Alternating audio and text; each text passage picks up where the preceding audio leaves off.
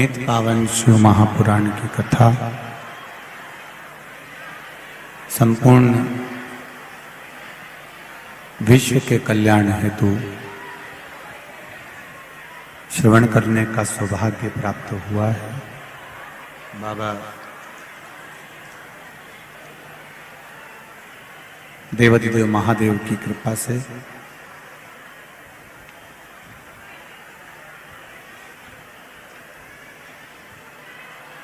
भगवान भूत भावन भूतेश्वर भगवान शिव जो संपूर्ण विश्व का कल्याण करने वाले हैं, ऐसे देवाधिदेव महादेव की पावन शिव महापुराण की कथा श्रवण करने का सौभाग्य, पावन कथा का आयोजन सभी के कल्याण हेतु किया जा रहा है। बड़े भाग्यशाली हैं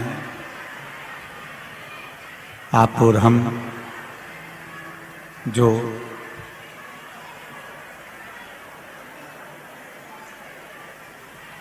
बारह ज्योतिर्लिंग के प्रसंग को श्रवण करने के लिए यहां पर बैठे हैं।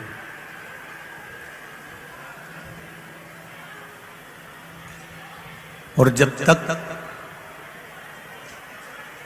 प्रभु की कृपा नहीं होती, करुणा नहीं होती, तब तक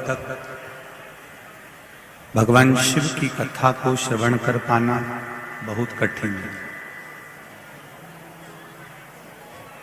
तेरी कृपा बिना न हिले एक भी अणु, लेते श्वास कृपा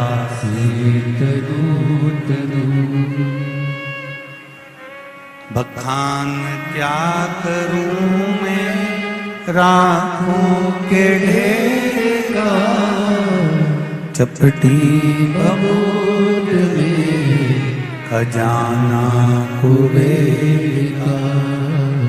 हे गंगधार मुक्ति द्वार ओमकार तू, भोले ओमकार आयो शरण किया शंभु तार तू। शिव कृपा होती है तब कुछ थोड़ा सा भी हमारी जिंदगी में प्राप्त हो पाता है शंभु। और जब तक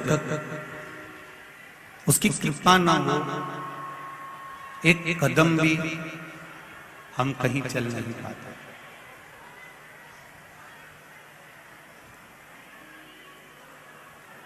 कहीं परमात्मा की कृपा, शिव कृपा हुई, जो आप और हम भगवान देवाधिदेव महादेव की ये पावन कथा को श्रवण करने के लिए विराजमान हुए। कथा मंडप में विराजमान सभी विद्वान अपने घर बैठकर इंदौर की पवित्र पावन भूमि से, माहिल्या की गोद से शिव महापुराण की कथा को श्रवण कर अपने जीवन को धन्य बनाए।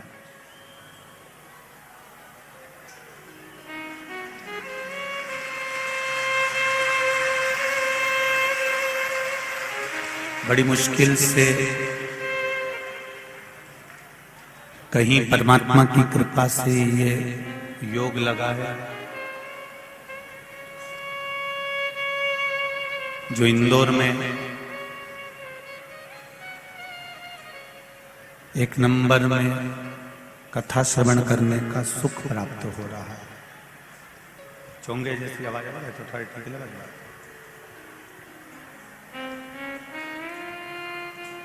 प्रभु कृपा से, प्रभु की उदारता से इस आत्मा और परमात्मा के मिलन का एक बिंदु शिव तत्व है।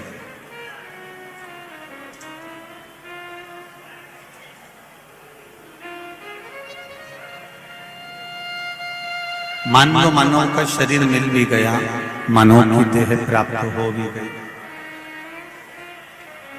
और मानव की देह प्राप्त हो जाने के बाद भी अगर हम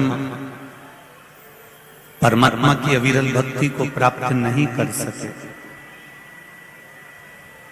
तो फिर हमारा ये संसार सागर में आना तो व्यर्थ रहा। जैसे किसी तीर्थ में गए और किसी तीर्थ में जाने के बाद में, किसी तीर्थ में पहुंचने के बाद में आप बद्रीनाथ चले गए, जगन्नाथ चले गए, द्वारका जी चले गए, रामेश्वरम चले गए, या उज्जैन महाकाल की पावन धरा पर चले गए, पर वहां पहुंचने के बाद यदि आप अपने रिश्तेदारों से तो मिलकर आ गए, कुटुंब वालों से मिलकर आ गए, अपने परिचितों से मिलकर आ गए, पर देवाधिदेव महादेव के दर्शन नहीं करे, या बद्री विशाल भगवान के दर्शन नहीं करे, या हम जिस तीर्थ में गए हैं उस तीर्थ में पहुंचने के बाद हमने उस भगवान का स्वरूप का स्मरण ही नहीं किया, तो फिर उस तीर्थ में जाने से फायदा क्या हुआ? उसी तरह मनुष्य की देह मिल जाए, मानव का शरीर मिल जाए, और मानव का शरीर प्राप्त करने के बाद यदि हमने इस मनुष्य शरीर से शिव भक्ति को धारण ही नहीं करा, भगवान शंकर की अविरल भक्ति को हम पहचान ही नहीं पाए, शिव तत्व को हम जान ही नहीं पाए, तो फिर इस मानव शरीर को पाने से मतलब क्या होगा? 83,99,999 जन्म निकाले जाते हैं, तब जाकर ये 84 लाख नंबर का जन्म मनुष्य का प्राप्त होता है।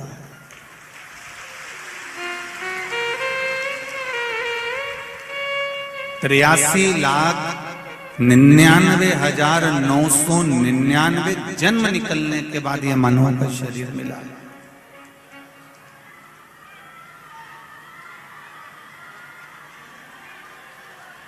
और 83,99,999 जन्म निकल जाने के बाद जब यह मानव का शरीर मिला, तो इस मानव के शरीर को प्राप्त करने के लिए जो 84 लाखवां जन्म मिला है, कोई ये जन्म साधारण नहीं, बड़ी मुश्किल से मिला हुआ है।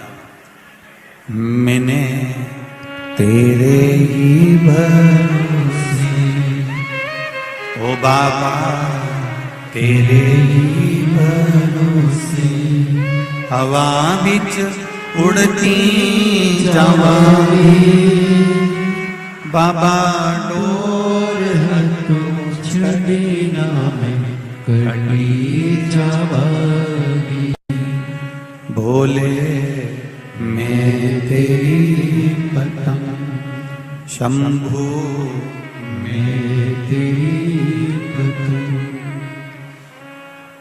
बाबा से ये निवेदन अपनी चित्तवृत्ति को धारण करने के लिए, भगवत भजन को धारण करने के लिए, भगवत स्मरण को धारण करने के लिए, शिव भक्ति को धारण करने के लिए यह मानव की देह मिली।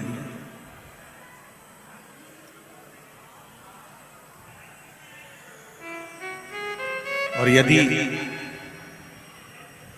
इस मानव की देह को ही हम व्यर्थ में गंवा दें तो फिर जीवन नरक है।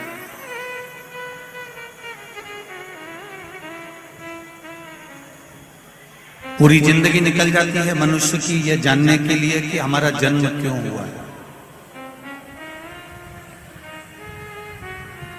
कोई आपसे पूछे कि आपका जन्म क्यों हुआ है, किस लिए पैदा हुआ है, किस लिए जन्म हुआ,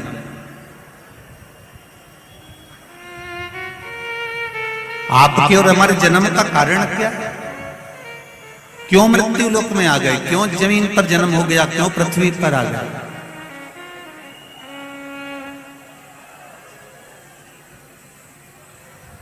इस जन्म का कारण क्या है?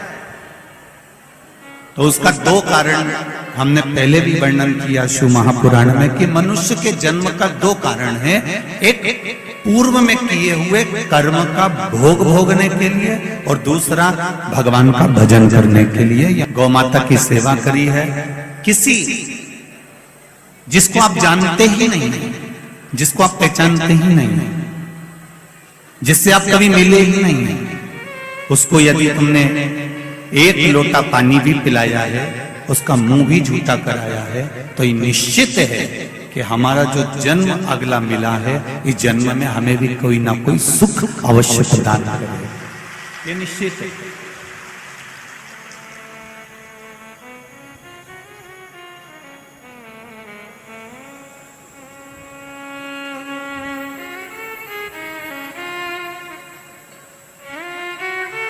ये जो सास और बहू के जो रिश्ते होते हैं, देवरानी और जेठानी के जो रिश्ते होते हैं, कुटुंब और परिवार के जो संबंध होते हैं, रिश्ते होते हैं, शिव महापुराण की कथा कहती है ये जो रिश्ते बनते हैं ये हमारे पूर्व के कर्म के अनुसार बनते हैं।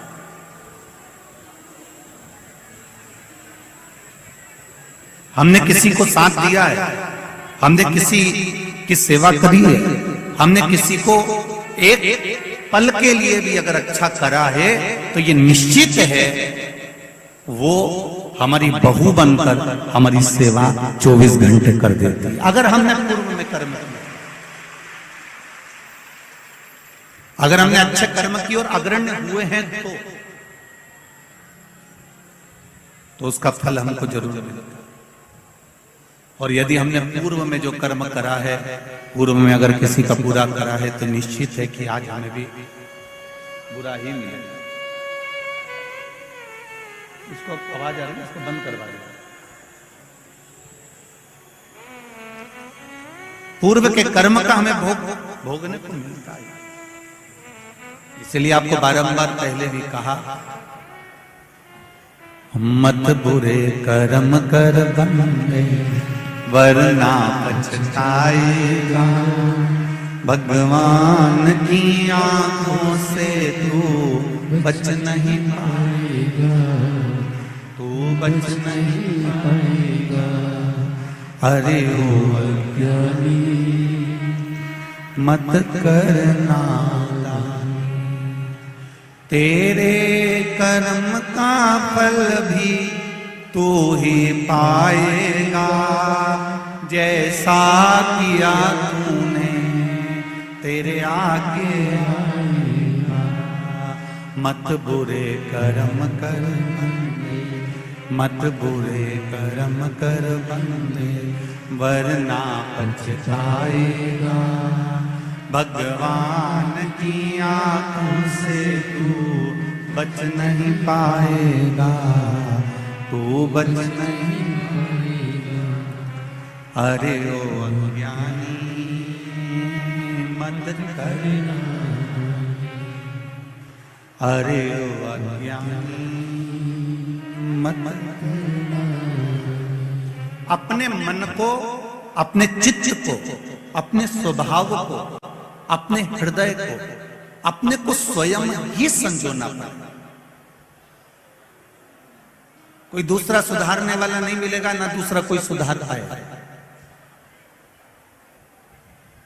एक पीने वाला जो व्यक्ति होता है ना, जो नशे में धुत होता है, उसको कोई कितना भी समझा दे मत पियो, बेकार है, क्यों पीते हो, बर्बाद हो जाओगे।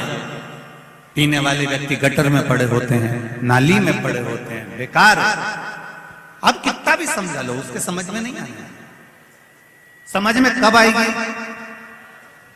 जब वो अपने हृदय से, अपने दिल से ये विचार कर ले कि जो मैं पी रहा हूं ये मेरे जीवन को और मेरे घर को और मेरे परिवार को बर्बाद कर रहा है, तो वो छोड़ दे, फिर छोड़ दे। पर यदि तुम खूब प्रेशर दे लो कि नहीं पीना है, तुझे बंद कर दूंगा और तुझे मुक्ति केंद्र में ले जाकर नशा मुक्ति केंद्र में रख दूंगा, तुझे यहाँ रख दूंगा, तुझे वहां रख दूंगा, पर जब तक वो भीतर से दृढ़ नहीं होगा, जब तक वो भीतर से दृढ़ता धारण नहीं करेगा, तब तक वो नहीं छोड़ सकता। काम, लोभ, आसक्ति, वासना, तृष्णा, ये सब तुम्हें भीतर से तोड़ना होगा।